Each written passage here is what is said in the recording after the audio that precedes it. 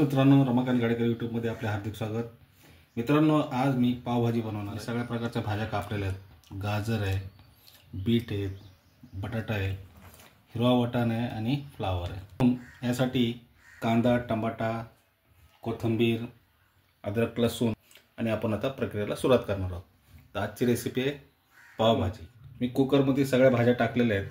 तर त्याच्यामध्ये मी थोडासा कांदा टाकेल, थोडासा हे अद्रक आणि लसूण जो जाडसर वाटला तो टाकणार आहे, थोडीशी हिरवी मिरची टाकणार आहे, थोडीशी कोथिंबीर आणि मित्रांनो हे चवीपुरतं मीठ आणि थोडीशी हळद.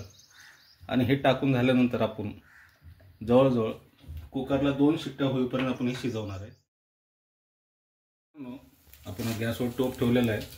तर आपण त्याच्यामध्ये थोडंसं तेल आणि त्याच्यामध्ये आपण थोडं कांदा, हिरवी मिरची, अद्रक, लसूण, ढोबळी मिरची,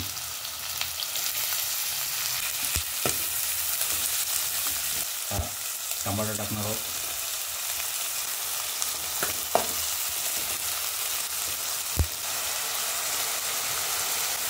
चला मित्रांनो, सोबत राहा, मी शिजवून घेतो.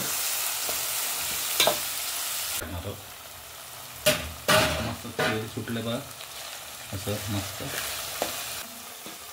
पा बीट, गाजर, बटाटा, फ्लावर, हिरवा वाटाणा असं मस्त टाकले, मस्त परतून घेणार.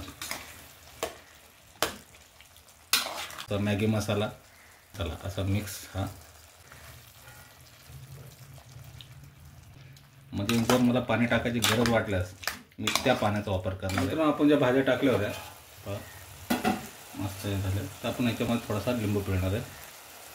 हा लिंबू पिळून झाला तर आपण जे पाणी होतं ज्या भाज्या आपण शिजताना पाणी बीटचा रंग आहे त्या पाण्याचा त्याला आपण मॅश करणार. त्याच्या भाज्या आहेत झाकून ठेवणार आहोत. तर मित्रांनो, जवळजवळ आपली पावभाजी तयार झालेली आहे. पावभाजी तयार झाली. तर चला आता आपण मस्त असं तूप घेतलं आहे, आपलं बटर घेतलं आहे. ह्या बटरमध्ये थोडंसं कोथिंबीर आणि आपण जे पावभाजी बनवली थोडासा टाकतो आणि त्याच्यामध्ये हे आपण जे पाव आपण लई करणार आहे का मस्तपैकी असं. आणि तर मित्रांनो, आपली डिश तयार आहे.